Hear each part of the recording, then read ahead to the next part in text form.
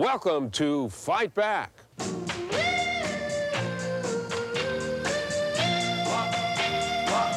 I'll go door to door to see if our impartial taste testers can taste the difference between butter and a product called I Can't Believe It's Not Butter.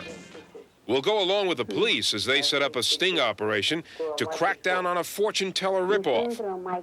I'll show you how stripping paint with an electric heat gun can pose potential serious health hazards. And we'll try out Epilady, a popular women's hair removal device, to see if it really takes the sting and drudgery out of plucking away unwanted hair. All this right here on Fight Back. Don't let anyone push you around. Fight back, stand up and hold your ground.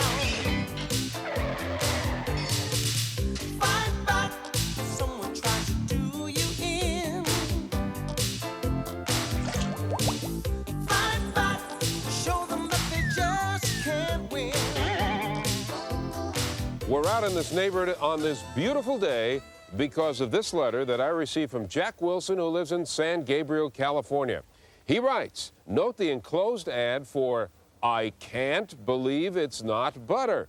It says, one taste and you'll say, I can't believe it's not butter. Well, please believe me, David, it's not butter, and it doesn't even taste like butter.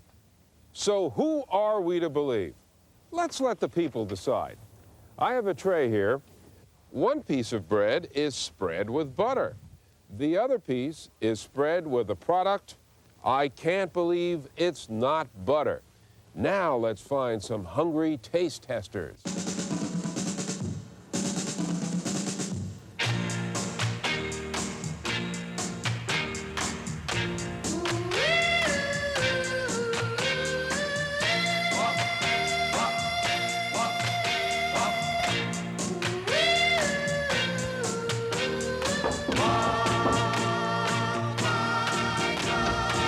Hi, why don't you step out? I'm David Horowitz, your friendly Fight Back taste tester.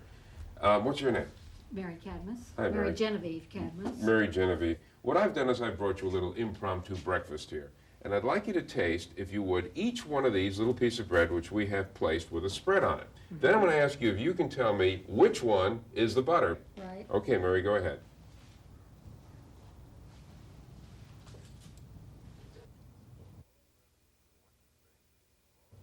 Now I want you to think, just mull it around a little bit. And I want you to tell me which one you think is the butter. This one, I think. This one you think is the butter? Now, Mary, I want to show you what you've selected. You have selected the product that is the butter.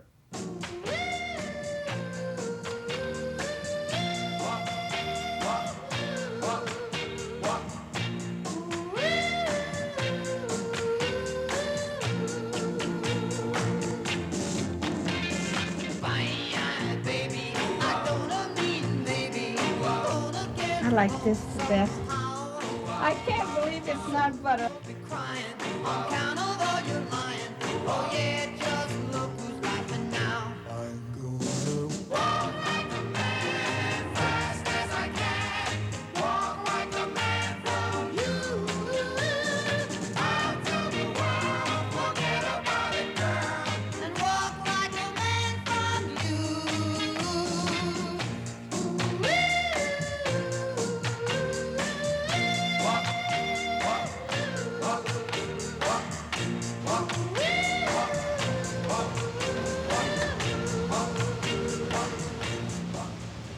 The taste test is over.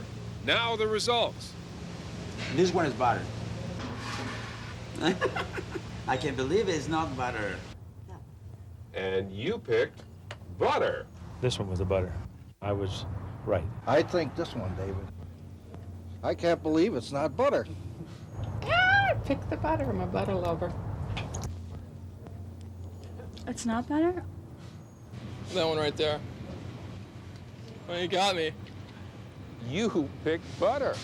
Just has a natural taste to it. And now let's get an impartial opinion from our neighborhood expert, Sylvester the Tester. and the tension mounts. Shall we pull the tray and see what's underneath? The winner is butter. How about that?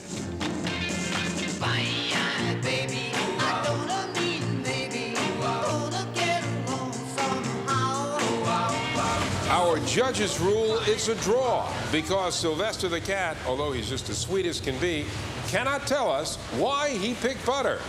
Guess it's just like in humans, it's a matter of individual taste. Anyway, we've ended up our walk here at the Hollywood Wax Museum in Hollywood, California, because there's a fortune teller we want to see. We'll find out what she has to say when Fight Back continues.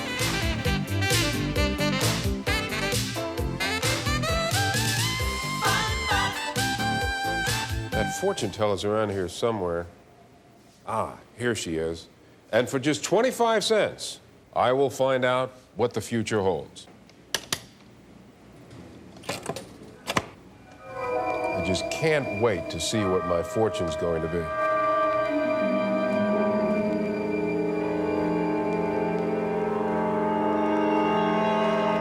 Oh, here it is. Quick draw. It says, your life will run smoother if you don't believe in fortune tellers. Well, fortune tellers can convince some people that they can predict the future. But for those who go to a fortune teller for anything more than just plain amusement, they could be setting themselves up for a very difficult situation. This story begins with an ad in a magazine. The TV magazine has ads like this one. A fortune teller who wants to help those who are looking for a little lift in their lives. That's a temptation for our victim, Teresa. Because we were really down in the dumps, you know, and she told us that we would, you know, get real good jobs, and then that we would be able to buy a house and everything. The whole thing was just going to change. She was going to change everything for us. Teresa is not her real name. She must remain unknown to protect her from possible harm. Her story, though, is typical of hundreds of other fortune teller victims. I guess we were having a lot of trouble, you know, in our marriage. And he figured that, you know, I'd heard it from other people, and he figured that maybe she would help us. She wanted $200 from me, and she wanted $200 from my husband, just $400. I didn't have the money, so, you know, she fixed it up to where I would work for her. After several visits, Teresa became suspicious that she and her husband had been taken. So she called the police. I received a phone call from this lady, and she had lost not so much a great amount of money to a fortune teller, but days of service. And to me, that was enough to take some action against this particular fortune teller, and we did so. We set up a sting operation, so to speak, where we send her back to the fortune teller. We monitor the conversation to achieve some corroboration to the crime that had happened. A portable microphone or wire was put on Teresa. What you will hear is the actual police recording of the conversation between Teresa and the fortune teller. Do you know who it is who's doing this stuff to us? I don't have the names on the kid, but I've seen pictures. I've seen pictures through a microscope. You seen through a microscope? Where did you see him at? Where I work. Where you work? In the mountains. Where you work in the mountains? I can see when they can go and do something wrong for you. I can see it. Do you understand what we're saying? Okay. And you can take all of that away from us. Yeah. So I'm doing the very best I can. Now you gotta do the best you can. Can you give me 2 days a week? Working for me? For working for you? Yeah, I imagine I can. You wanna work for me tomorrow? That depends on how I feel. So little work won't hurt you. It should be good for you. Do you understand? So how much money do we owe you? Yet I forgot. What is your number? 16. 16? I think you owe 55. And then I'm paid off with the 200. He owes 40. Balance 40. And your balance is 55. 55. There's two types of theft. One is by trick and device, and another one is by false pretense. Under false pretense, the victim is paying for a service that the fortune teller cannot possibly produce. That is a crime. That is a theft. Based on the evidence from Teresa's conversations, the fortune teller was arrested, released, and now she's being closely watched by the police. This lady happened to be very brave and courageous and took it upon herself to go ahead and help the police, while at the same time trying to prevent the losses that she has suffered from being suffered by someone else. At first, I was scared, you know, and I was nervous. And then, but I went ahead with it anyway. I wanted them to get her, you know, because I don't think it's right for her to cheat people.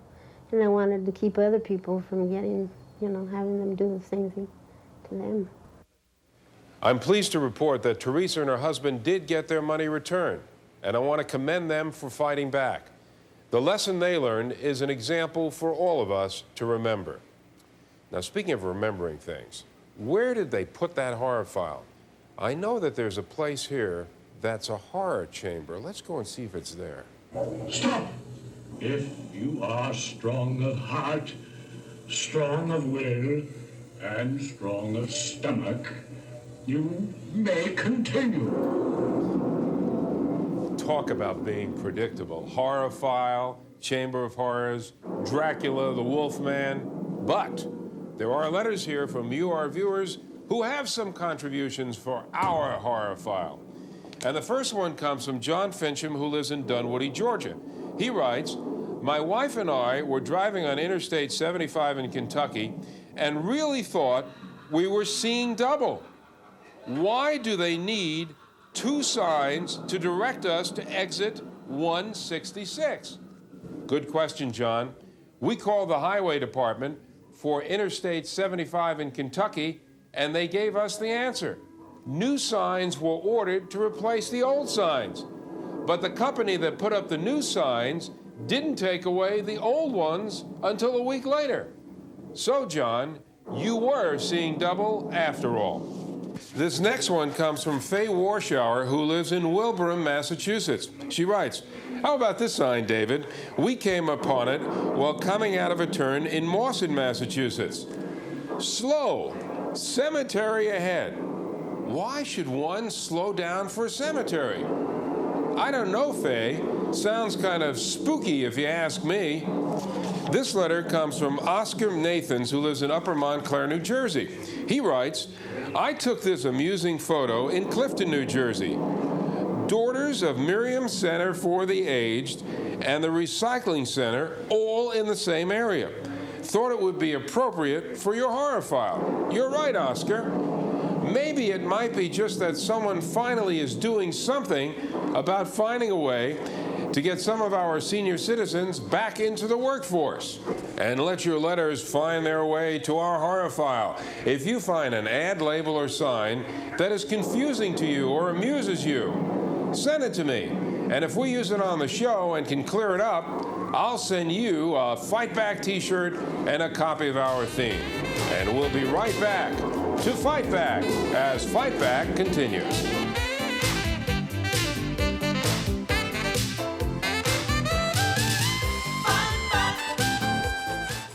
It is nothing more than a pain in the neck to strip off old paint.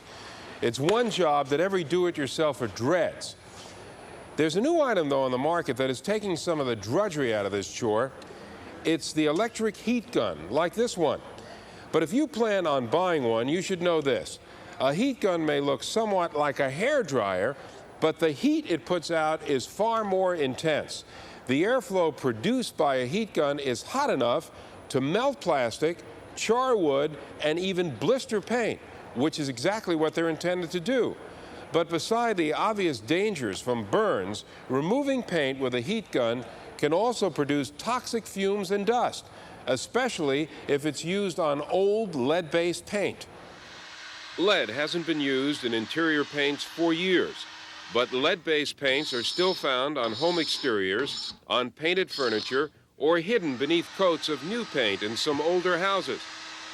And according to the Poison Control Center, it doesn't take much of that old lead paint to poison you. If you had a paint chip the size of my thumbnail, and you applied a heat gun to that paint chip and released lead into the air, it could release lead that would be 100 times more than any kind of an acceptable daily intake. Dr. Bayer says the dust and fumes from leaded paint can actually contaminate your entire house with potentially disastrous consequences. If you use this gun and apply it to a lead-based paint and get it on your skin or clothing or furniture or carpeting, it can remain there, and an infant can crawl around and get poisoned by skin contact with it, by licking it, by getting it a continual breathing of the dust. And that infant could possibly be permanently brain damaged. The Poison Control Center recommends that people using heat guns to remove old paint protect themselves against dust and fumes by wearing a face mask, goggles, and gloves. Clothing should be separately washed so that other clothes cannot be contaminated with lead. If the work is being done inside, then special precautions should be taken to make sure there is adequate ventilation. Surprisingly, there is nothing printed on heat gun packaging warning users of the dangers of lead poisoning. The St. Louis, Missouri Poison Control Center petitioned the Consumer Product Safety Commission to require such warning labels on all heat guns. But the Consumer Product Safety Commission refused. The agency's reasoning was that if consumers were warned not to use heat guns on lead-based paints, they might resort to even more hazardous methods of removing the paint, such as using a propane torch. The Consumer Product Safety Commission decided instead to work with people in the paint industry to develop guidelines for the removal of leaded paints and to encourage manufacturers to make the information available to consumers. Now, that's not a bad idea, but I don't agree that it takes the place of printed warning labels on heat guns.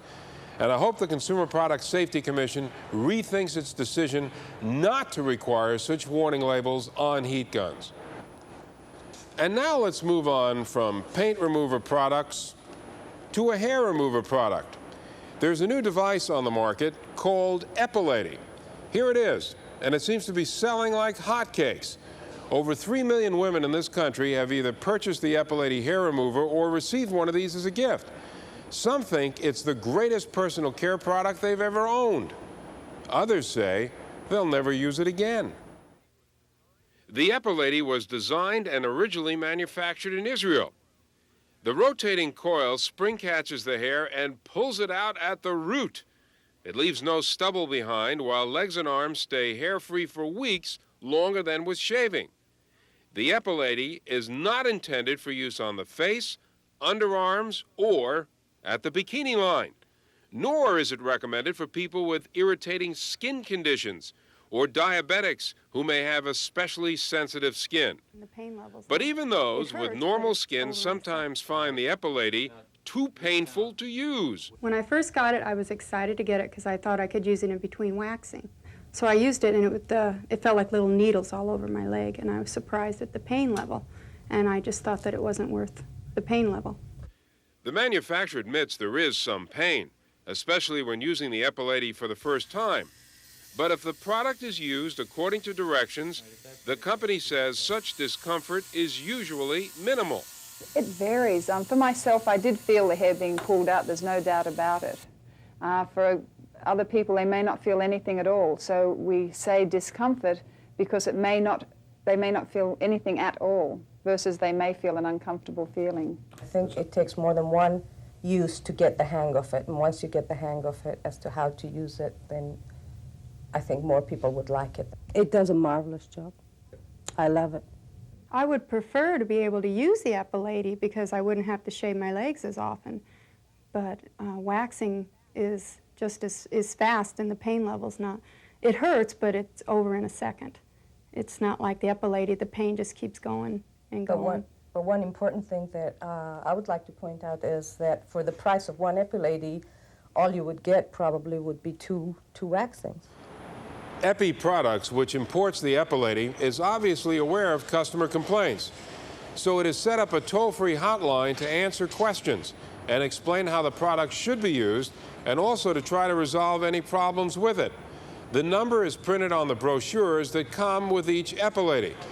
They told me that they will also give a full refund to any unsatisfied customer, and that's the bottom line. If you don't like it, take it back. I think that's fair. And we'll be right back as Fight Back continues.